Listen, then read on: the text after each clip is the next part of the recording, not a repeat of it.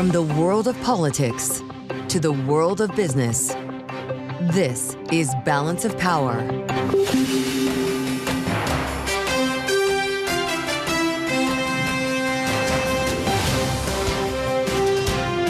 Live from Washington, D.C. They're back. Welcome to the Monday edition of Balance of Power as senators return to Washington this week to work on the president's big, beautiful bill. Alongside Kailey, Leinz, I'm Mathieu in Washington. Thanks for being with us on the fastest show in politics here on Bloomberg TV and radio. Kailey, there's a lot to get to. When it comes to reconciliation, we've talked about this a lot, and the debate in the upper chamber might be just about as complex as it was in the House. Yeah, you have a lot of different factions within the Senate. Some that want steeper spending cuts, some that are worried about the cuts to Medicaid and the rollbacks of the Inflation Reduction Act, clean energy benefits. Then you have, of course, just a question of whatever the Senate, if it can get something passed, is going to send back to the House. And if that can pass a second time, knowing it was a squeaker the first time around. That's right. Well, they're going to get to this debate now with a meeting this week between President Trump and the majority leader, John Thune, to give us maybe a sense of where they're going. Kailey, they're still working on this July 4 deadline we hear about, which might be a little bit ambitious, but we have somebody who knows a bit about that to talk to us coming up. Indeed, we do. A member of House Republican leadership, the chairwoman of the Republican Conference in the House, Lisa McClain, will be with us in just a moment. But first, we begin, as always, with a check on the markets as we kick off the trading week on this Monday. And Charlie Pellet has a look from New York. Hey, Charlie. Indeed. I thank you very much, Kailey. We got you covered here at Bloomberg. Do want to begin with a developing business story headline right off the Bloomberg professional service involving the Walt Disney Company. Disney laying off several hundred employees. Those cuts said to be underway. Now, this is all according to Variety. Variety says those Disney cuts are coming in TV, film, and the corporate finance units. Again, repeating the headline, Disney laying off several hundred employees. This according to Variety. Headline right now on the Bloomberg. Shares of the Walt Disney Company, they are lower today, down by 0.4%. All of this as the S&P 500 index is trading a little changed right now, actually just turning higher. First time today up now by 2 points, little changed, up under 0.1%. We got the Dow remaining in the red. Dow Industrials down 133 now, drop there of 0.3%. Nasdaq higher by 73, gain there of 0.4%. Bloomberg Mag 7 index has turned around from earlier losses, up 0.3%. The 10-year right now 4.45%. The 2-year 3.93%. Gold is surging $83 the ounce, up 2.5%. $33.72, and right now West Texas Intermediate crude up 3.8%, $63.08 for a barrel of WTI. Bitcoin down 0.6 now, 104,380 on Bitcoin. Shares in U.S. steel and aluminum companies are climbing as President Trump says he will be increasing tariffs on steel and aluminum to 50% from 25 cents. Among some of those names, Cleveland Cliffs, it is up by 21.6%. Nucor up 8.7%, and shares of Steel Dynamics up by 9.6%. Again, repeating our top story, Walt Disney laying off several hundred employees. This, according to Variety. Disney shares, they're down now by roughly 0.4%. For on-demand news, 24 hours a day, subscribe to Bloomberg News Now wherever you get your podcasts. And back we go to Washington. Once again, your hosts, Mathieu and Kailey Leinz. All right, Charlie Pellet up in New York. Thank you so much. We miss you, Charlie. It was great being up there at headquarters with you last week. But Mathieu and myself, Kailey Leinz, have returned to Washington along with the majority of Congress after, of course, the Memorial Day recess. The Senate is flying in this afternoon, this evening, and are pretty quickly going to get to work, at least behind closed doors, on figuring out what changes they want to make to the House-passed one big, beautiful bill. Can't forget the one. Of course, it passed in the House 215 to 214. It was very narrow, and the Speaker of the House has warned the Senate, don't make too many changes if you want me to be able to pass this thing a second time. Are we still calling it OBA? That was a thing for OBBA. Does that make it easier? I feel like we worked off the OBA. We're not doing that anymore. I haven't been. Remember Build Back Better, BBB? That's dangerous ground. Yes. The president did talk about this at the big rally, the one big rally on Friday night outside of Pittsburgh. This is something that's very top of mind for him, right? Let's listen. Right now, on the verge of passing the largest working class tax cuts in American history. We got to get that beautiful, big bill, beautiful, beautiful as it is. We got to get it passed. The Senate, call your senators. And I'll tell you, you have great people representing you. Your senators, your congressmen, you have great people. Every single Democrat House member voted to impose the largest tax hike in history. The Democrats are voting for the largest, highest tax hike in history. I've never heard of it before. Now, as this bill goes to the Senate, the big question, of course, that we've been asking here on this program and everyone's asking inside the nation's capital is, what kind of change will the upper chamber make? And will that make this more difficult to pass when it comes back in the House? We actually have an opportunity to speak to Republican leadership in the House to talk about that very question right now. Congresswoman Lisa McClain is with us, of Michigan's 9th District, chair of the House Republican Conference, in studio, no less. Congresswoman, thanks for coming to see us. Thanks for having me. Are you getting the Appreciate it. jitters now that senators are flying back into town? What are they going to do to this thing? It's getting real. My hope is that they don't do a lot, right? We passed it very narrowly in the House. We don't have a big margin. Obviously, that's no secret. So my hope is that they make very, very few changes. They send the bill back, and we do get it passed by July 4th. President Trump has been very clear that is his deadline, and I'll tell you, I wouldn't want to be the one that stands in front of President Trump's deadline. Well, we know he's not afraid to get people on the phone, even call them out publicly if necessary. But obviously your job as Republican Conference Chair is to talk to the membership, get an understanding of what their deal breakers are, knowing they were not shy about expressing that during the process in the House. What is the most potential deadly change the Senate can make to this bill? I hope they don't do many changes to reduce the amount of savings, right? I think we've hit the sweet spot. I don't believe they'll make many changes to Medicaid because, again, that was a very delicate balance, and SALT is obviously very important. So I don't see a lot of changes that they really can make. I know some of the talk has been out there on, making sure that we have coverage in the rural hospitals and whatnot, which we'll make sure that we do.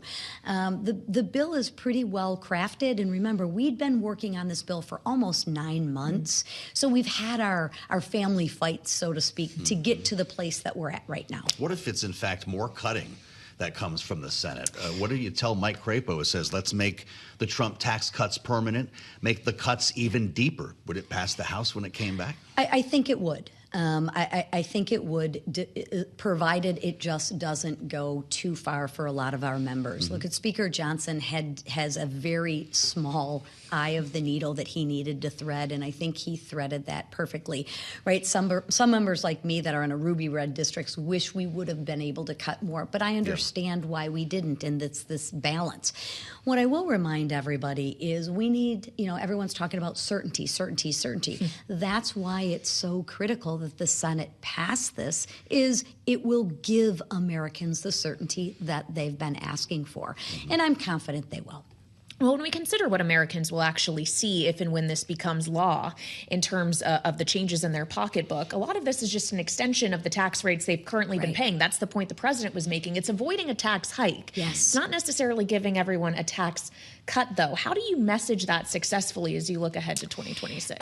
Exactly what you said is we want to avoid the largest tax increase than a lot of Americans will see in their entire lifetime. Look, in Michigan, if we do not pass this bill, over 700,000 small businesses in just Michigan will see their tax rate increase to 43%.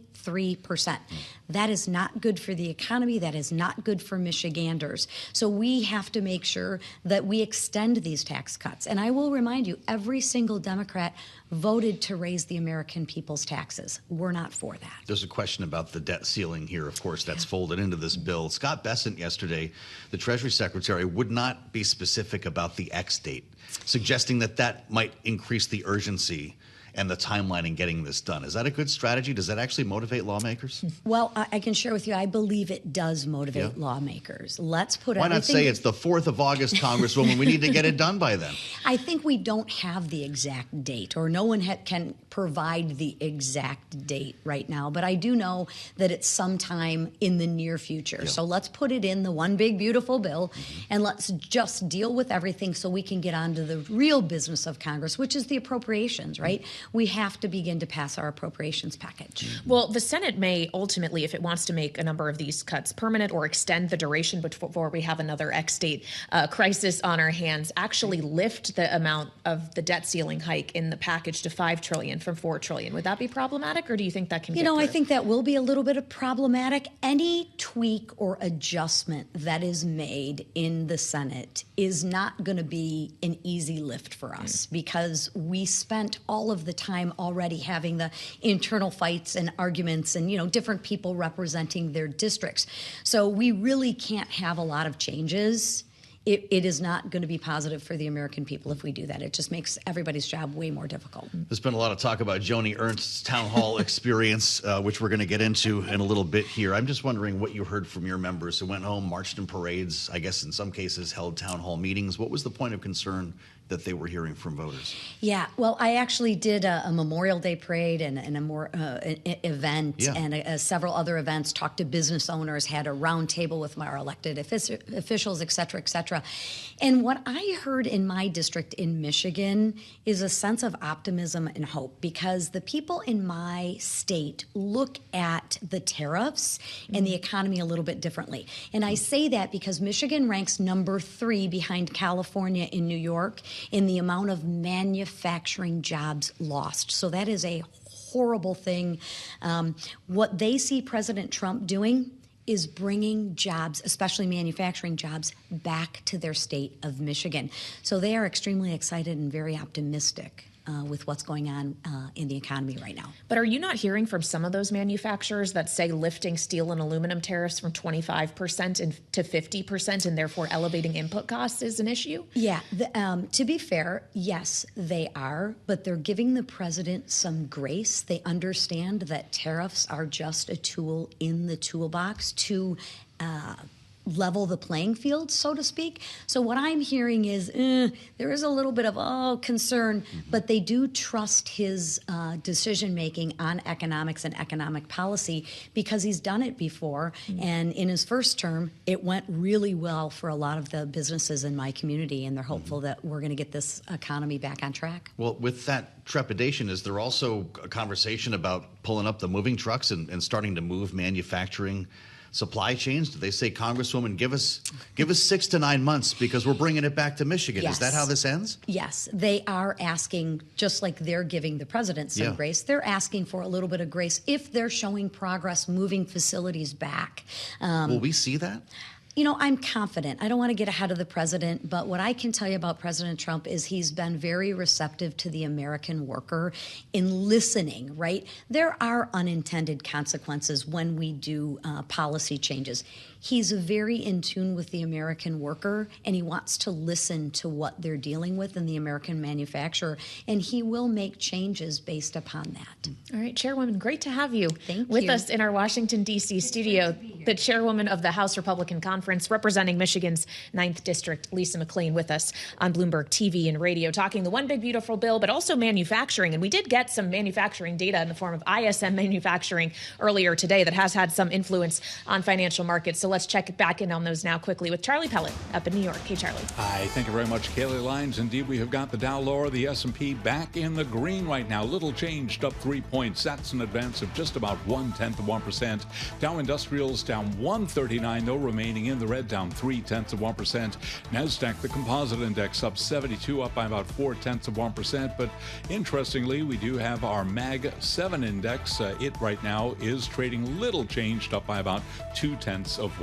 Tesla shares, by the way, lower. We've got the 10-year 4.45%, the 2-year 3.93%. Investors sifting through economic data as well as following the latest trade and tariffs developments. Also, gold now up $85 the ounce, up by 2 points. The 10-year 4.45%, the 2-year 3.93%. To be clear on spot gold, up $2.60 the ounce. West Texas Intermediate crude up 3.5%, $62.96 a barrel. Just want to update you on that developing Walt Disney story. Bloomberg News now reporting that Disney laying off several hundred employees across its film and TV businesses. Those cuts began today and are falling on employees in marketing, publicity, casting, and development, along with corporate financial operations. This now coming from the company. Shares of the Walt Disney Company, they're down by 0.4%. Balance of Power continues right now in Washington. Back we go once again, your hosts Joe Mathieu and Kailey Leinz. All right, Charlie Pellet, thank you very much. We're in Washington, where we just wrapped up a conversation with the chairwoman of the House Republican Conference, Lisa McClain. And Joe made mention in our conversation with her about the experience of Iowa Senator Joni Ernst, the Republican, who held a town hall over the Memorial Day recess and was actually pressed by a constituent and people who were in attendance about the cuts to Medicaid and SNAP that could potentially come if the One Big Beautiful Bill indeed become law, suggesting that people will die. And this was the senator's response. People are not, well, we all are going to die. So, for heaven's sakes, folks. Okay, no, but what you don't want to do is listen to me when I say that we are going to focus on those that are most vulnerable. Those that meet the eligibility requirements for Medicaid, we will protect. Yes, you heard her say, well, we are all going to die. Fast forward through the outrage, many rounds on social media, a bunch of campaign ads that Democrats are making with that tape, to the response from Senator Joni Ernst, who went all the way to an actual graveyard to record a video that maybe we'll call a non-apology. Listen. I would like to take this opportunity to sincerely apologize for a statement that I made yesterday at my town hall. I was in the process of answering a question that had been asked by an audience member when a woman who was extremely distraught screamed out from the back corner of the auditorium, "People are going to die." And I made an incorrect assumption that everyone in the auditorium understood that, yes, we are all going to perish from this earth. So on that grim note, let's assemble our political panel. Today, Jeanne Zaino is with us, Bloomberg Politics contributor, Democratic analyst, and senior democracy fellow at the Center for the Study of the Presidency and Congress, alongside Ashley Davis, Republican strategist and partner at S3 Group. Ashley, I'll come to you on this one first as the Republican at the table. When you are being pressed on issues that actually do affect people's health and health outcomes and suggest that we're all going to die anyway, then kind of double down in that fashion, does this serve the senator well? Does it serve Republicans at large well? I knew you were coming to me first. I mean, Senator Ernst is a very serious member, as I'm sure she's been on the show, and so I was actually surprised with the response today. I do think that from the initial town hall, these town halls are exhausting, which is why most people are canceling theirs, or they're being told, because, and we all know this is not a political thing, they're being stacked with Democrats to ask hard questions, which, by the way, Republicans would do the exact same thing. So, I mean, this is not a political statement that I'm making. So I think they're exhausting. I think that probably the response was a little bit worse than the actual mistake to begin with. She could have just said, listen, that was a little bit out of context or whatever, but the doubling down, I mean, she's making a strategic decision to do it. She knows what she's doing, so. With a little bit of snark. Jeanne, I'm very in touch with my own mortality, so I have to be careful here. I can barely sleep through the night with this kind of stuff.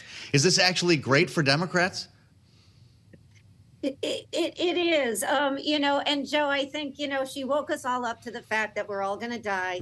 The reality is that it was very strange. It fell flat, obviously, the cemetery walk. People kept saying it was AI. It was truly her. And this is a woman who came to Washington making her name with the Squealing Pigs commercial that was amazing. Talking about cutting pork, and yet she's doubling down on cutting Medicaid that impacts 40% of young people, children in her district, in her state rather, and 50% of seniors. And so it was strange because if you listen to the rest of the town hall, she said perfectly clearly that She understands how important Medicaid is. She understands how important it is to her constituents. She could have just said that and said what Mike Johnson said, which is we're trying to cut people who are, playing the system essentially. Now, I don't agree with Mike Johnson, nor do I give Joni Ernst tips, but I'm really thinking she needs to go back and listen to his Meet the Press interview, because he explained it a lot better than she did. And he certainly didn't say, oh, don't worry, we're all going to die anyways. Well, I also wonder how some of her colleagues received this or viewed this. Senators like Josh Hawley, for example, or Susan Collins, who have raised serious concerns about the cuts to Medicaid, suggesting they may want to see a different version through the Senate. Could this kind of episode give more ammunition to that argument? I don't know. I mean, I think this is an issue that is not going to impact. It may impact her because we have to remember she's up in 2026, so she doesn't have that long to lose this kind of statement. And obviously the Democrats are going to make tons of ads over it. But I don't know if it impacts the broader bill. I think there's so many things happening behind the scenes. We know that, of just all the different levers to make sure that we at least don't lose any more than 3 votes. Yeah. And I don't think this impacts it. Well, we just spoke with a member of Republican House leadership, of course, on the program, Jeanne, and Congresswoman McClain was hoping maybe that the Senate not make any big changes to this bill. But based on the conversations we heard on Sunday morning and, of course, throughout the week last week, that's just maybe not going to be the case when you talk to Ron Johnson, Rand Paul, Tom Tillis. I could keep going. The idea of a 4th of July deadline feels how to you right now? Is that even possible? I wouldn't count it out, but the reality is, and this will get done, but most likely it gets done after that, probably August. It was fascinating to hear the representative, because the fact is the Senate is going to put their imprint on the bill. There is no way that the House gets to hope that they can hope, but they're going to get a reality of the Senate just rubber stamping what they've done. So that is just not going to happen. They will be battling about changes, but in the end, they've got to get something passed. There's just no way that the Senate can fight enough that they give the House something that it can't pass. So it will get done, but then they're going to have to live with the consequences. And that's what the Joni Ernst town hall experience shows. Those consequences are going to be dramatic. On the deficit, on social safety nets, on spending cuts, on taxation. They are real, and Republicans will feel them in 2026 and then again in 2028. When we consider the role Democrats play here, Jeanne, the Democratic leader in the Senate, Chuck Schumer, is vowing in a letter to colleagues to fight back with everything we've got. What do they really got when this is reconciliation and it's by design a party line issue? They don't got much, Kailey. That's the reality. They're in the minority. What they do have are gifts like Joni Ernst and others have given them throughout the process that they are going to tag into campaign commercials and take out. And those impacts are going to be real. When James Carville says Democrats really need to focus on 2026, 2028, that's what they got. They got a campaign to fight because you can't do anything in Washington unless you control either the House, the Senate, or the White House, and they don't control either. This is going to be in campaign ads either way, right? Yeah. You mean Joni? Yeah. Oh, yeah, totally. I mean, for sure. For her, they're already made. 100%. I mean, I don't know if it goes into others, because also 18 months for everybody else is a long time away, even though.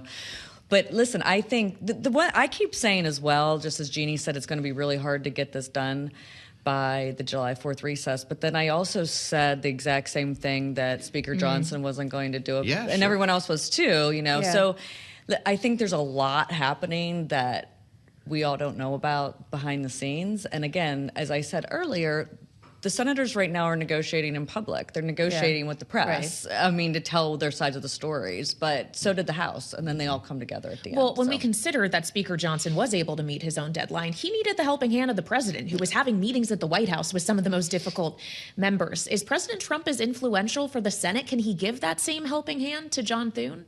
Oh, for some. I mean, I think that you have very serious members that have very serious concerns, like Senator Rick Scott, who's very well respected in some of the healthcare spaces and obviously fiscal spaces. Ron Johnson as well. Yeah. I don't think he can move Rand Paul. I think Rand Paul, as long as a debt ceiling's attached, Rand Paul's out. So I think you lose one vote there. I don't know if he can help with Holly or not, but I think he can help with Rick Scott and Ron Johnson just because of the close relationship they all have. Fascinating.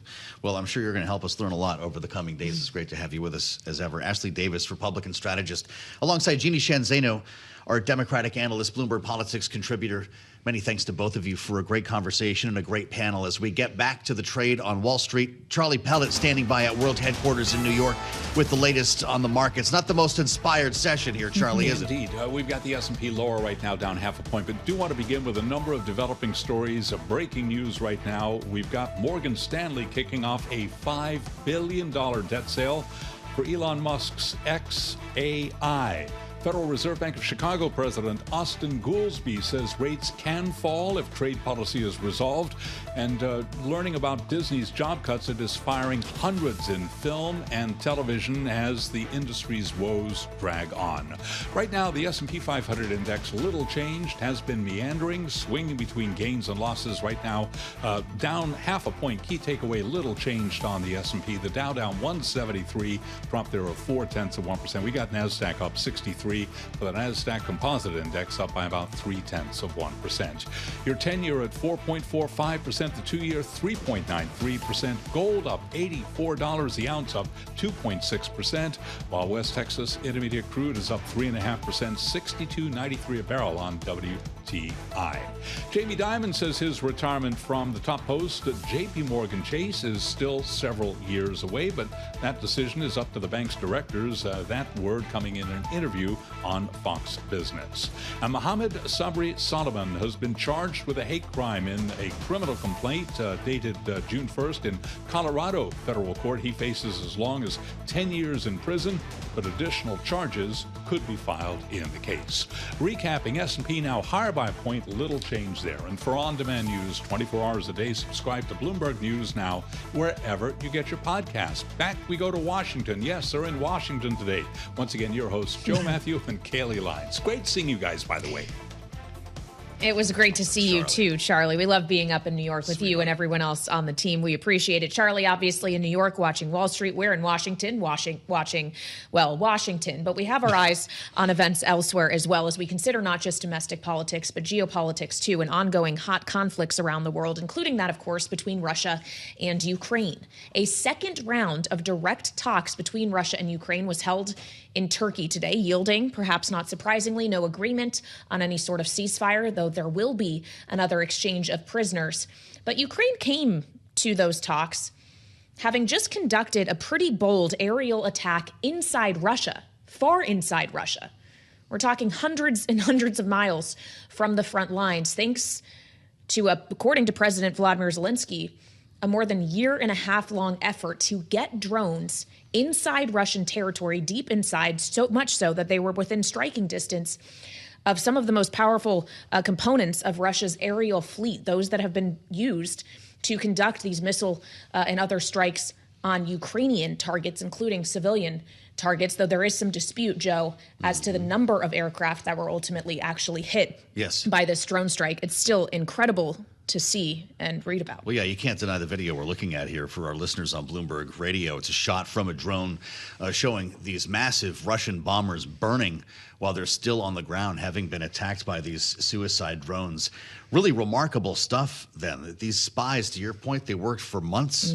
Kailey, Ukrainian spies got these quadcopter drones into Russian territory. There were more than 100 of them, and I guess they were obscured by these wooden containers that opened by remote control, allowing these things to fly into the military bases. And it's worth noting, Ukraine did target military bases, not civilians, as Russia continues to do. Yeah, which is a contrast that Zelensky is trying to note in this, is that they are trying to take out Russia's military capacity that's being used against Ukraine, obviously, but in kind of a different way, in that it is being used really with non-military targets in Ukraine and taking the lives of untold amounts of civilians. What's being compared to or being referred to as Russia's Pearl Harbor. We saw comments in the tip sheets this morning as well, comparing it to Israel's walkie-talkie attack against Hezbollah in Lebanon. Kelly Grieco specializes in this type of thing. We wanted to have her frame it for us, the senior fellow with the Reimagining U.S. Grand Strategy program at the Stimson Center.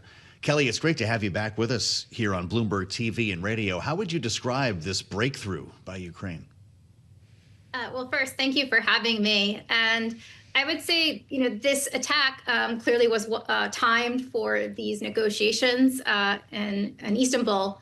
But I would say what's interesting about the attack to me is that it goes back to the very roots of air power in one way, and that there's always been an emphasis on attacking air bases, that aircraft are often the most vulnerable when they're on the ground. But it's a 21st century version of this by using these very cheap, inexpensive quadcopters that are carrying explosives to cause an enormous amount of damage. Well, when we consider that enormous amount of damage, Kelly, knowing Russia says it's more like 10 aircraft that were affected, Ukraine said the number was roughly 40. Do we have a sense of what this actually does to Russia's capacity to conduct the strikes at the pace we've been seeing in Ukraine?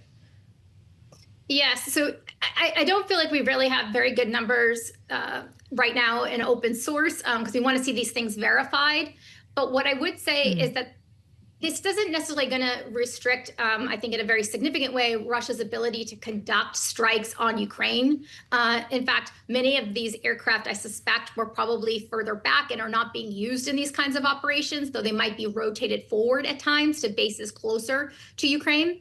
But what is significant about it is that these are dual capable aircraft, meaning that they're also part of Russia's nuclear triad. Because they can carry nuclear weapons as well. And so Russia is going to have to think carefully about to what degree it wants to place these assets at risk, including on the ground and retaliatory attacks from the Ukrainians, because it places at risk part of their nuclear triad. And that starts to get very serious for the Russians. Well, you wonder what's next here, Kelly, with regard to a Russian retaliation against Ukraine. Surely this won't be in isolation, but also whatever Ukraine might have left up its sleeve. If Ukrainian spies smuggled 100 drones into Russia for this event, what else could they have? Yes, I mean, that's a great question. It's interesting. This attack doesn't come out of nowhere in the sense that, people have talked about these kinds of attacks before, particularly about someone conducting something like this against the United States at air bases at home. But the Ukrainians are the first to do it. And they showed a level, I think, of sophistication and ability to operate inside Russia to be able to pull something like this off. They were even bragging on Twitter that one of the warehouses they used was near an FSB outpost in a town that they were right next to it. So it's quite interesting. And I think you're right. The Russians have to ask themselves what could be next. I'm asking myself, quite honestly, what's next in terms of the Russian response, because I think we're going to see a significant escalation on the part of the Russians. Well, what would that escalation look like, Kelly? I mean, is there serious questions as to whether or not Russia would choose to use part of its nuclear arsenal? How can they escalate short of that, given everything they're already doing? Yeah, so I think it's important to remember that back in November, Putin changed Russia's nuclear doctrine to clarify that it would consider it an attack on Russia that was a threat to its nuclear arsenal, whether a nuclear weapon was used against its nuclear arsenal or if it was a conventional weapon used that threatened its nuclear arsenal or its sovereignty. It would reserve the right to respond with a nuclear weapon. Now, I don't think Russia's going to use a nuclear asset in response to this, but I can't totally rule it out. I think it's worth saying, and that gives me pause that I'm even having to say that. I think they're going to look, though, for something that is very visible, and I think signaling not just to the Ukrainians, but I think at this point they're going to want to signal to the United States and even China, that its nuclear arsenal is not vulnerable, that it's able to still operate effectively. So not probably a cyber attack. It could be using a new kind of missile in Ukraine, but I think I wouldn't rule out even a possibility of some kind of action, perhaps in space. There's been stories about a new satellite, Cosmos, that is suspiciously operating near some U.S. satellites and concerns they might conduct an anti-satellite test in space. I could potentially see something like that happening as a response. Kelly Grieco, you're an expert in asymmetric warfare. How does this change the United States approach to weapons systems after what we just saw? Well, how it should change it and how it will are probably two different things, unfortunately. Okay. I think it's clear that, we have a preference for high-end systems that are expensive, that have a lot of capability. We see that with, the acquisition now of the F-47, this new fighter aircraft, or the B-21, things like that. But what Ukraine is, I think, trying to show us is that something that is lower cost is not necessarily ineffective. In fact, it can have disproportionate effects. And so what I think is concerning is that we keep seeing all these messages from Ukraine warning us that these lower cost, creative ways of using capabilities can be quite effective, but we're not as much investing in that area in our own defense budget to try to actually maximize our advantage. All right, Kelly, it's great to have you as always. We appreciate your insight and expertise. Kelly Grieco, Senior Fellow with the Reimagining U.S. Grand Strategy Program at the Stimson Center. We appreciate it. Here with us on Balance of Power. And we have to focus on another subject coming up as well. That would be trade.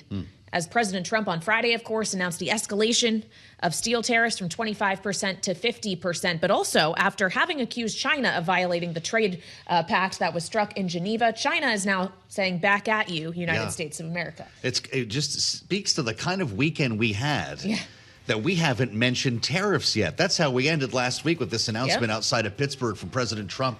25 goes to 50. An interesting conversation ahead. We're going to spend time with the finance minister of Ontario, Canada. They've got their own version of this, and that is a big deal for the Canadian economy. Indeed. So stick with us for that conversation. We'll be right back here on Balance of Power, live from Washington, D.C. on Bloomberg TV and radio. Thank you for joining us on Balance of Power, the early edition on Bloomberg TV and radio, with headlines crossing the terminal as the press secretary speaks to reporters at the White House with regard to a potential meeting between President Trump and President Xi. This week, it does seem this will happen. Caroline Leavitt, the secretary, saying that the meeting will likely take place this week. And Kailey, this comes after Scott Bessent was asked about it on Sunday morning television, saying he expects it to happen. We're just not hearing that from Beijing. Yeah, mostly this is coming from the White House. Not the first time we've seen messaging from the U.S. and China when it comes to progress on trade. But of course, it does come as both sides accuse each other of having violated the agreement that was struck in Geneva to ratchet tensions down. Seems tensions might be ratcheting back up again, as President Trump obviously is still pursuing tariffs in certain areas, including, of course, a doubling of the tariff on steel and aluminum that he announced on Friday while at a U.S. steel facility in West Mifflin, Pennsylvania. Let's listen. We are going to be imposing a 25% increase. We're going to bring it from 25% to 50%, the tariffs on steel into the United States of America, which will even further secure the steel industry in the United States. Nobody's going to get around that.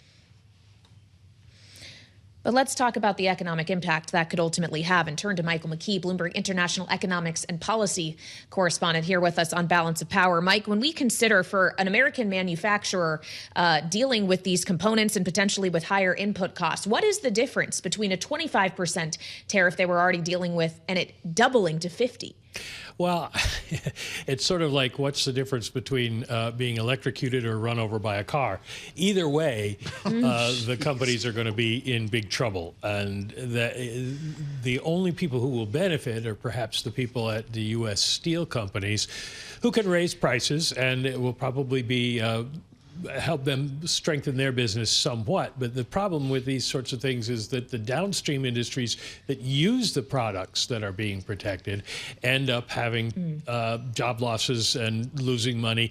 I was just out in the Permian Basin in Texas and talking to a number of oil industry executives who are bemoaning the cost of oil, but also saying that they're not drilling now because the steel tariffs have raised the cost of the pipe that they absolutely have to do that so much that they're losing money. Wow, fascinating. A real-world example. Mike, it's great to have you with us. We did get some data today. The manufacturing activity is measured on the ISM, contracting for a third month, but look at the import measure dropping to the lowest in 16 years? It's finally creeping into the hard data? Well, it's finally creeping into the hard data now. Statistically, you have to take a step back and note that we had a lot of pull forward imports in January, February, March. So by the time you get to May, just statistically, you're going to drop off a lot. We saw that in the trade figures that we got last week. But it is a sign that companies have basically stopped buying stuff overseas right now, which we've been hearing from the folks at the Port of Los Angeles and the Port of Long Beach, et cetera. And that was the open question is whether that picked up a little bit when the president backed off of his China threats. Does not appear to have. The chaos seems to be just keeping people sidelined no matter what. And it does suggest we will start to see some empty shelves, and then we'll start to see prices go up as well. Yeah, wow. Mike, it's great to have you back. Michael McKee, Bloomberg International Economics and Policy Correspondent, live from New York, as we add the voice of the Finance Minister of Ontario. We're going to really get to the fallout here from this tariff program with somebody who knows about this intimately. Peter, Bethlenfalvy is with us again, live from World Headquarters in New York. Minister, it's great to have you here on Bloomberg TV and radio. We appreciate your time here, knowing that President Trump had threatened a 50% tariff on steel at one point and backed off that threat back in March, which then caused Ontario to pull back from a threat to potentially cut off electricity from a couple of northern states. What will be Ontario's answer now? Well, thanks for having me on, Joe. It's great to be here in New York. Look, zero tariffs or no tariffs is the objective of Canada in negotiations with the U.S. Of course, we do produce a lot of steel in Ontario for the U.S. market. You just heard that's a big input cost, not just in the energy sector, but the defense sector, the auto sector. We also produce a lot of nickel that goes into those same areas. Obviously, right across the country, aluminum, potash, uranium, you name it. So our goal, working with the United States, is to get those tariffs down to zero. And when we work together, it's a win-win, and we can boost our economies. I think sometimes the targets are maybe China and some other places, not your best friend and ally, Canada. Well, and clearly Canada is working with the U.S. to try to ratchet these down. In the interim, though, Minister, what economic impact are you expecting for Ontario, given you just pointed out your steel production? And we know the vast majority of the steel that is exported is heading toward the United States. Well, there's no question, Kailey, it'll have an economic impact. I just tabled a budget a couple of weeks ago that showed a slowdown in the economy, somewhat driven by tariffs and the global economy. It's affecting many economies around the world. At that same budget, I tabled $30 billion of supports. We're going to support those businesses and those workers affected by any sort of tariffs on steel, aluminum, or on our auto sector, hand in hand with the federal government in Ottawa, who's working closely with us to not only negotiate the tariffs, to get them back down to zero or as close to zero as possible, but also to provide the supports in the interim as we negotiate these deals.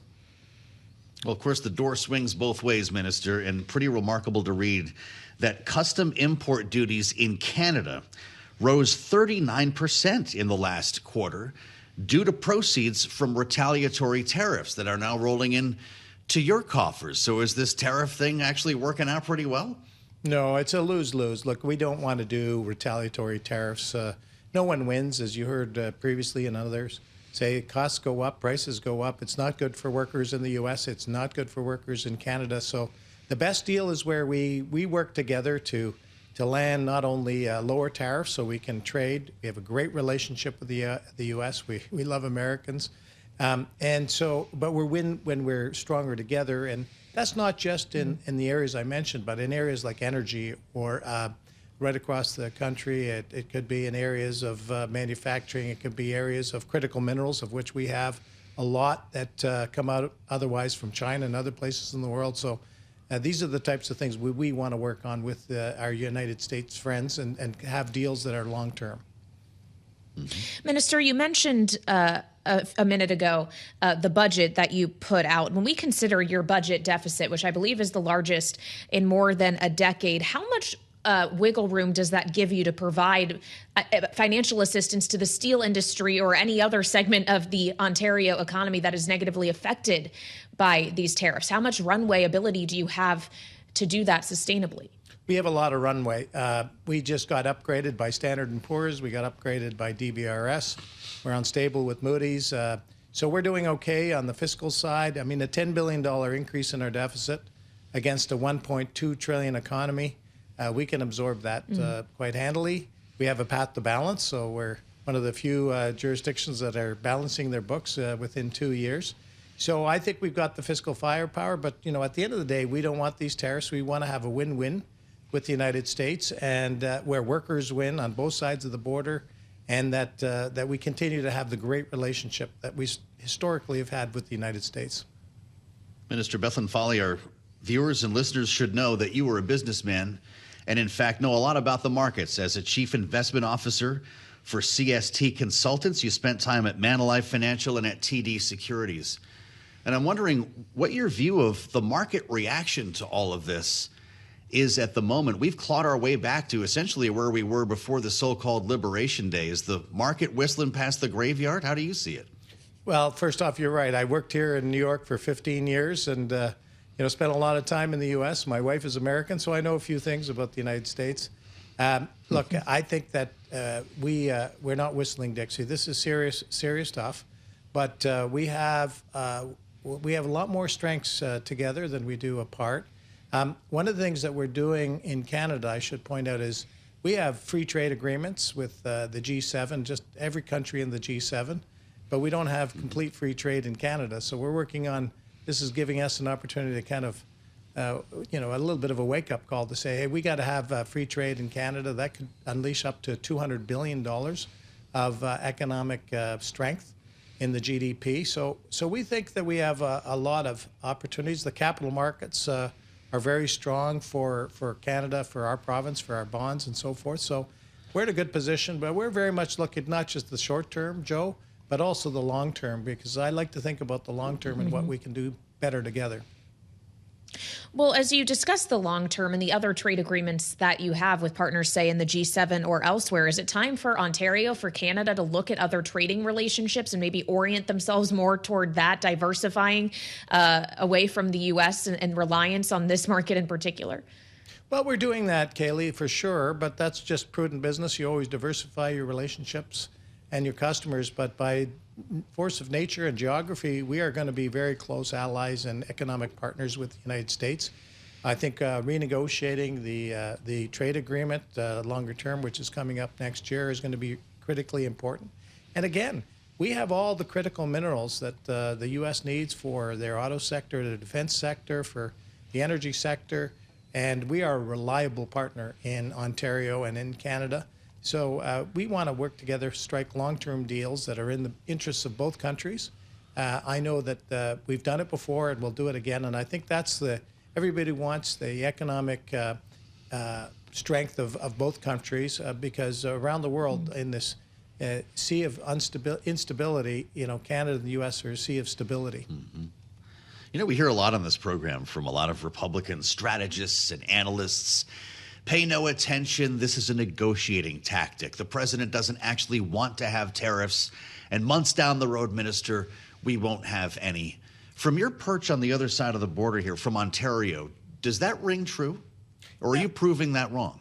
No, I think that, Trump is a business person, pragmatist. So we're pragmatists, and we want what's best for the interests of each of our countries, our workers. This environment of uncertainty is not good for either side of the border. Business and capital is looking for certainty. They're looking for places to invest, and I can think of no better place to invest, frankly, in the world than right here in North America, in Canada and U.S. And we've had a track record of being some of the best economic engines around the world right here. So I see the glass is half full, and we're business people and pragmatists, as you mentioned before, and I think we really do have an opportunity to work out deals that are going to be a win-win for both sides. Minister, we just have a minute left, but with pragmatism in mind, is there anything you would take off the table in terms of ways in which Ontario would be willing to retaliate against any further escalation from the United States? Well, no, I first of all, I'm not at the front and center. That's the federal government in Ottawa that is responsible for that. Now, we're in constant contact with them, but I will say this. You now have, both provincially and federally, two governments. We were re-elected with a majority in February. The Federal Liberals Party was elected just recently in April, and on a pro-economic agenda, a pro-growth, to build the big projects, the Ring of Fire in Northern Ontario, pipelines, more pipelines, east, west, north, and south. We want to move our conventional and our non-conventional forms of energy. We want to get those critical minerals out of the ground.